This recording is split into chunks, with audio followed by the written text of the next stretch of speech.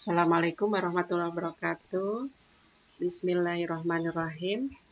Kita bertemu kembali. Pada video kali ini kita akan bahas tentang reaksi asam basa khusus untuk penyetaraan.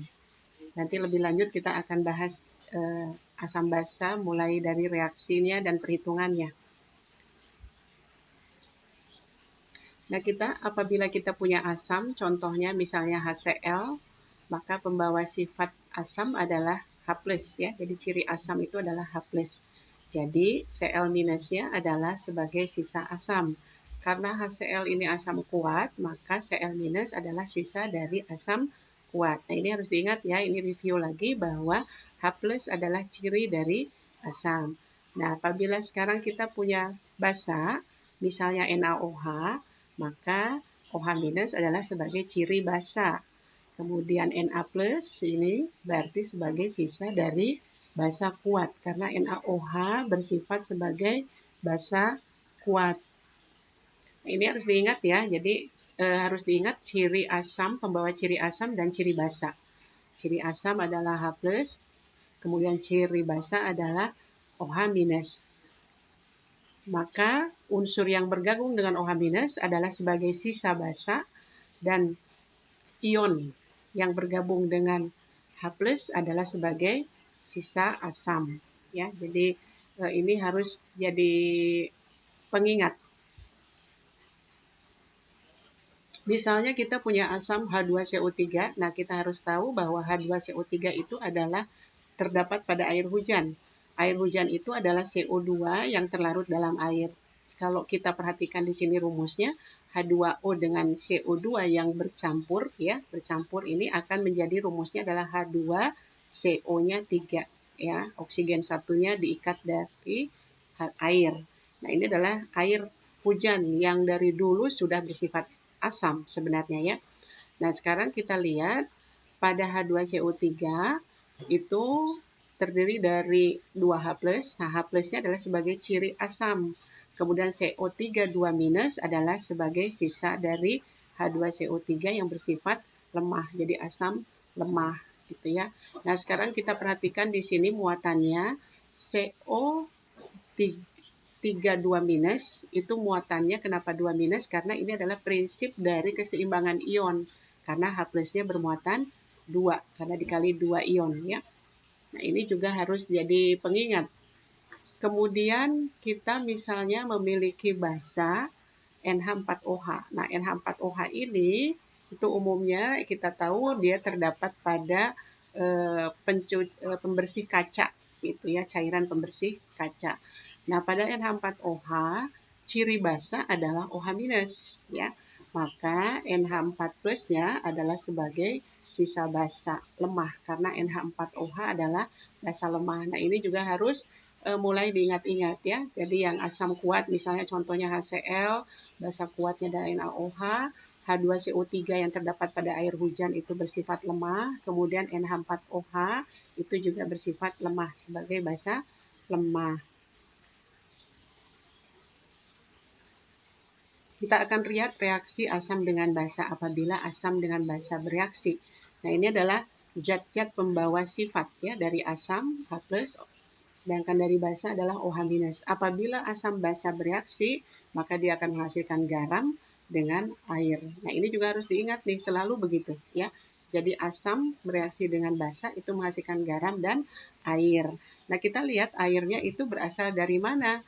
Airnya adalah berasal dari satu ion H+ dan satu ion OH- menjadi H2O. Jadi kalau satu ion H+ bergabung dengan satu ion OH-, maka dia akan menjadi H2O.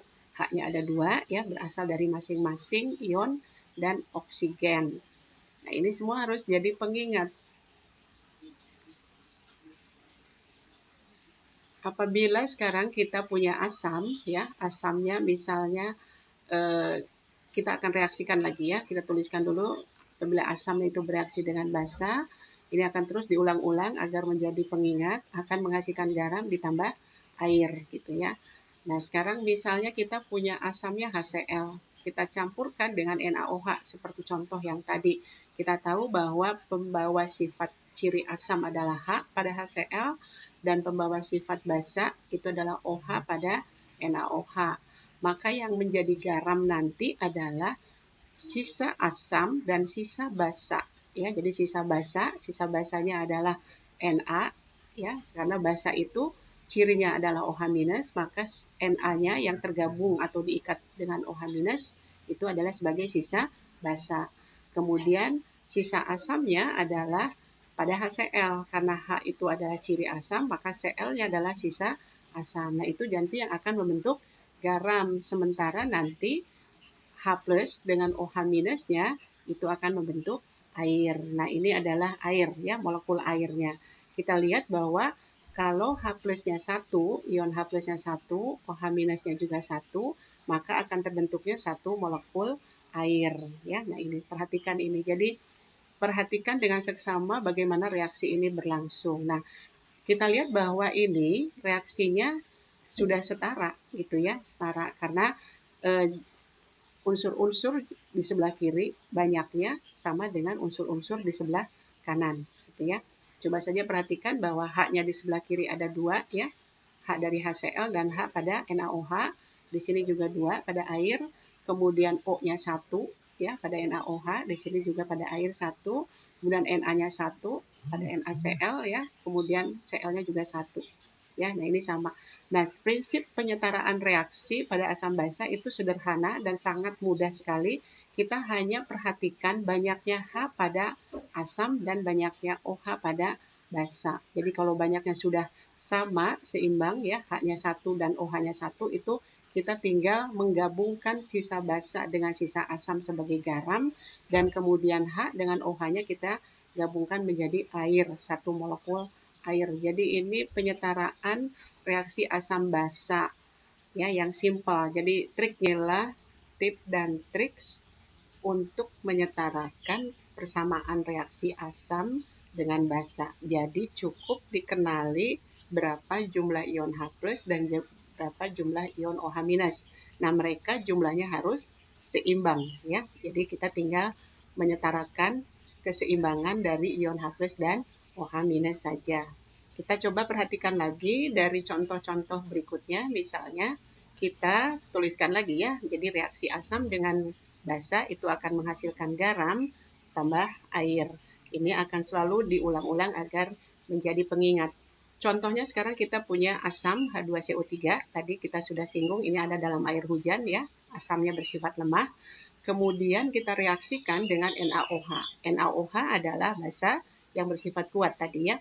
Kemudian dia akan kita lihat terlebih dahulu itu jumlah H pada H2CO3. Jadi jumlah pembawa sifat asamnya itu ada 2 buah.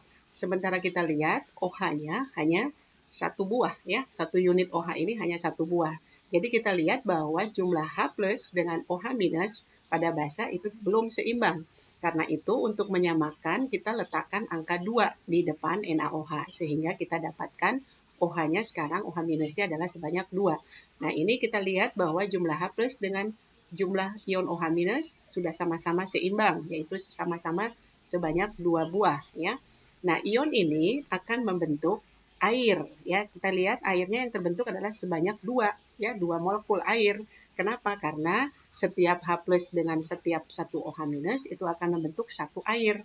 Apabila sekarang H+-nya ada 2 dan OH-nya juga ada 2, maka yang akan terbentuk adalah 2 molekul air, gitu ya. Nah, kita gambarkan 2 molekul air seperti ini. Kemudian garamnya adalah tadi, ya. Kita tinggal ambil dari sisa asam dan sisa basa, ya. Sisa basanya adalah Na, kita tuliskan Na-nya sekarang karena di depannya ada koefisien 2, maka kita tuliskan rumusnya adalah Na-nya sebanyak 2. Jadi koefisien 2 di depan Na itu menjadi indeks untuk Na. Sementara untuk CO3, 1 unit ini itu banyaknya sebuah, ya, 1 buah, karena di depan H2CO3 tidak ada koefisien apapun. Jadi CO3-nya kita tinggal tulis ulang saja berdampingan dengan Na. Ya, jadi Na2CO3 adalah sebagai garamnya, yaitu sisa basanya adalah Na, sisa basa kuat, ya. Kemudian CO3-nya adalah sisa dari asam lemah. Nah, kalau kita perhatikan ini adalah kesamaan reaksi yang pasti sudah setara, ya, gitu. Nah, jadi triknya tadi kita hanya melihat banyaknya jumlah ion H+ dan ion OH-, kemudian kita seimbangkan, ya. Berikutnya kita lihat lagi contoh yang lain. Kita akan masih reaksikan antara asam dengan basa, dan itu adalah menghasilkan garam dengan air. Nah, misalnya kita punya asamnya HNO3. Ini adalah asam yang bersifat kuat. Kemudian ditambah dengan CaOH 2 kali. Nah, CaOH 2 kali adalah sebagai basa yang bersifat juga kuat. Kita perhatikan pada asam itu jumlah H-nya, kita lihat pada rumusnya itu hanya 1. Sementara OH- pada basa itu jumlahnya sebanyak 2. Nah, ini jumlah H dengan OH-nya tidak sama. Karena itu seperti cara sebelumnya, ya, contoh yang sebelumnya, maka kita samakan saja untuk menyetarakan persamaan reaksi asam basa ini, yaitu dengan menyamakan jumlah H-nya. Karena H-nya belum sama dengan jumlah OH-, maka kita letakkan angka 2, ya, di depan HNO3. Nah, ini adalah OH- ya, sebanyak 2 buah pada CaOH 2 kali. Nah, sekarang kita sudah dapatkan H-nya pada HNO3 menjadi 2 buah. Jadi kita sudah seimbangkan nih, ya, H+ dengan OH-nya. Nah, H+ dengan OH- yang sudah sama ini, dia akan membentuk air, ya. Air yang terbentuk adalah sebanyak 2, gitu ya. Nah, ini adalah molekul airnya, ya. Jadi ada 2 molekul air dibentuk dari 2 ion H+ dan 2 ion OH-. Kemudian garamnya adalah tinggal digabungkan, ya. Ca-nya ini sisa basa, ini harus ditempatkan di depan karena Ca itu posisinya kan pada penulisan rumus pada basa dia disimpan di depan. Nah, Ca-nya hanya 1 buah, maka kita tuliskan Ca, ya. Kemudian NO3-nya 1 unit, ya. NO3 ini 1 unit ion. Ya, seperti OH- juga kan 1 unit ion. 1 unit ion yang terdiri dari O dan H. Ini jadi 1 unit selalu bersama-sama. Nah, NO3 juga sama. NO3 ini 1 unit. Banyaknya berapa? Karena di depan rumus HNO3-nya ada 2, koefisien 2, maka itu artinya NO3-nya itu sebanyak 2 buah, gitu ya, dalam kurung. Jadi kita tuliskan dalam kurung. Nah, ini adalah rumus dari garam hasil reaksi dari HNO3 dengan CaOH 2 kali, gitu ya. Jadi kalau penulisannya tadi basa itu Ca-nya di depan, maka pada penulisan garam itu Ca juga ditempatkan di depan lagi, gitu ya. Dan NO3-nya karena pada asam itu ditempatkan di belakang, maka NO3 juga ketika bergabung dengan Ca, ion Ca membentuk garam, itu tempatnya tetap kita tuliskan di belakang. Nah, banyaknya 1 unit Na kita lihat pada koefisiennya 2, ya. Jadi di sini dikasih indeks 2 di luar kurung. Nah, persamaan ini sudah otomatis akan setara, gitu ya. Jadi gampang sekali untuk menyetarakan persamaan reaksi asam basa. Diingat bahwa kita hanya mengenali berapa jumlah ion H+ dan ion OH- dari persamaan reaksi asam basa tersebut, ya. Baik, berikutnya kita masih tetap akan reaksikan asam dengan basa.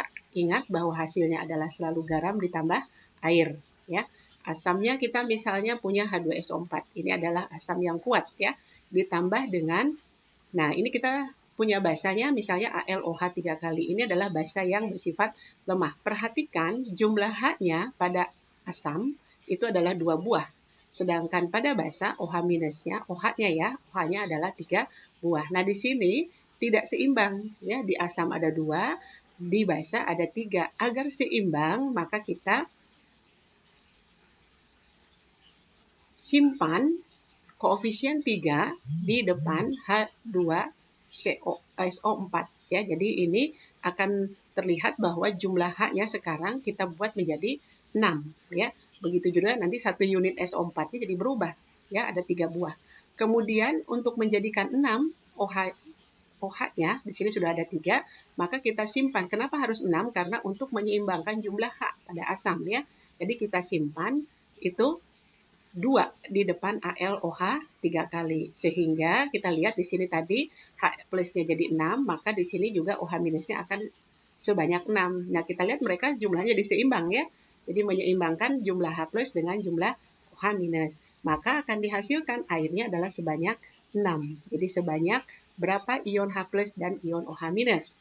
Nah, kita lihat di sini molekul airnya ada 6 buah ya. Kita lihat molekul airnya ada 6 buah karena terbentuk dari 6 ion H+ dan 6 ion OH-. Nah, sekarang kita tinggal gabungkan garamnya. Garamnya berasal dari sisa basa dengan sisa asam.